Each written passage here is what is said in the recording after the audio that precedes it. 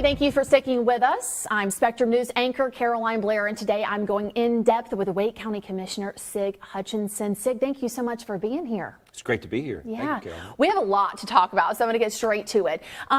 There's no question the Triangle is growing leaps and bounds. Folks moving in from all over the country, all over the world. And for the fourth year in a row, Wake County was named the healthiest county in our state by County Health Rankings. Why is that? Because we're a healthy county. There we go. Well, that sounds good. Now, they look at a lot of different factors, though, to make this happen. Absolutely. They look at 30 different measurements: behavioral factors, clinical factors, social factors, educational factors, and they come up with this ranking. Now, for the fourth year in a row, Wake County, once again, is #1 of all 100 counties. But there's another issue in that of the 3,000 counties throughout the nation, we're 137th. Wow. So we still have a little work to go. That's interesting there.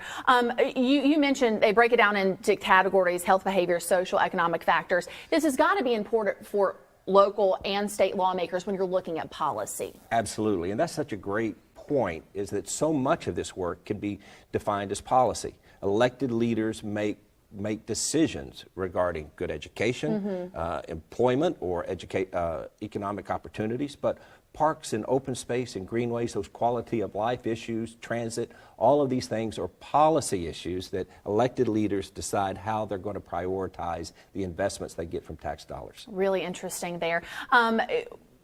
I remember interviewing you before you even became a county commissioner, and you really did run on, I do remember you running on green space and parks. That was something very important to you. People even called you Mr. Green Jeans. I think that's hilarious.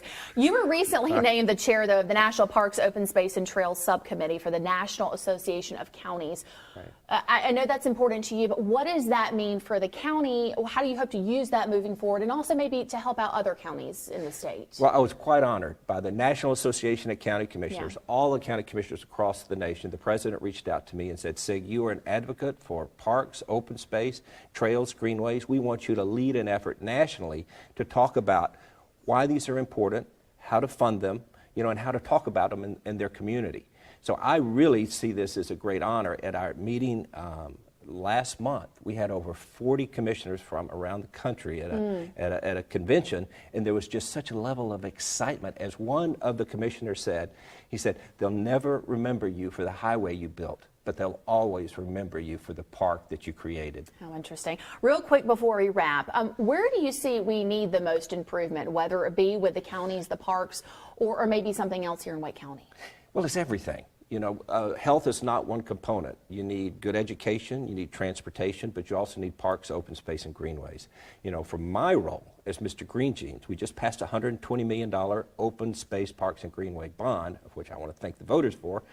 I want to implement that. We have over 300 miles of greenways in Wake County. I want to double that and bring that region-wide so we have one of the best greenway systems in the entire country. All right, Commissioner, we appreciate you being here for today's in-depth interview. Thank you.